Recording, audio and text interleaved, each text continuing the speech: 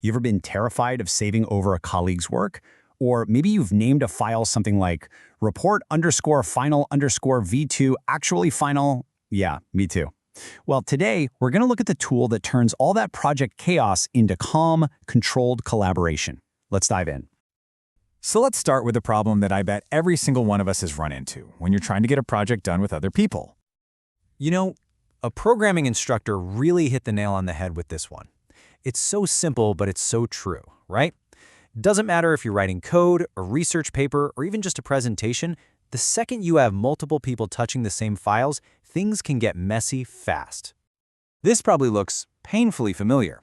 You're staring at a shared folder and you're just terrified of overriding something important. You have no clue if report final or report final v2 is the real final version. And forget trying out a new idea. What if you break the whole thing? It's pure stress, and honestly, it kills your creativity. Okay, so how do we fix this? How do we bring some order to this collaborative chaos? Well, the answer is a system, and that system is called Git. So, imagine this for a second. What if you had a time machine for your entire project? Like, what if right before you tried something big and risky, you could take a perfect snapshot of all your files? And then, if everything goes horribly wrong, you could just hit a button and rewind right back to that save point. Well, that time machine concept, it's a real thing. It's called version control. It's basically a system that keeps a detailed history of every single change you make. And the most popular, most powerful version control tool on the planet is Git. Honestly, the easiest way to get your head around it is to think of it like a save point in a video game. But here's the cool part. Instead of just one save file, Git lets you create an unlimited number of save points for your project. That means you can experiment, you can go wild, knowing you can always get back to a version that actually worked.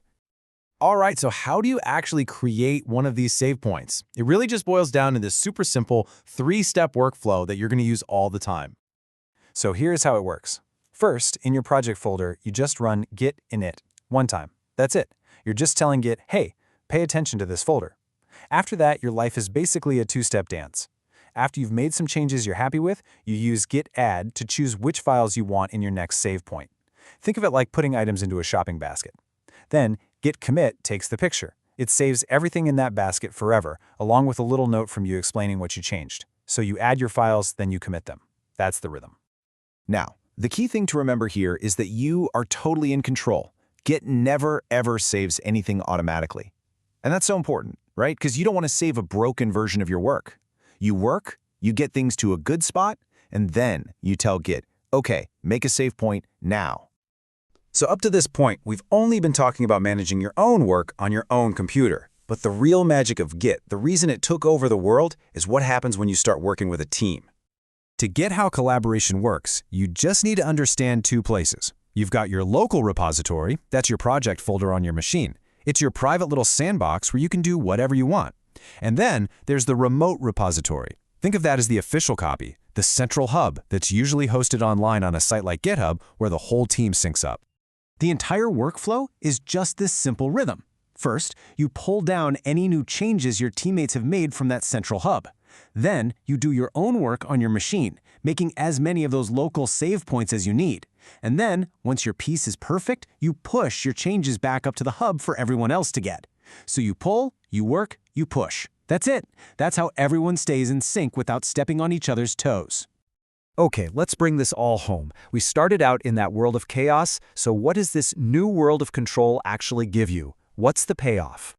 At the end of the day, Git isn't just another tool. It's more like a set of superpowers. You get this power of fearless experimentation because you know you can always just rewind. You get the power of a perfect history. You can see who changed what and when and why. It gives you a rock-solid foundation for teamwork. And hey, remember, this is not just for programmers. If you write documents, research papers, design files, anything, you can use this. When you take away that fear, the fear of losing work, the fear of breaking things, it doesn't just change your workflow, it changes what you feel is even possible. It just unlocks this amazing creative freedom. So I'll leave you with this question. Now that your work is always safe, what will you create?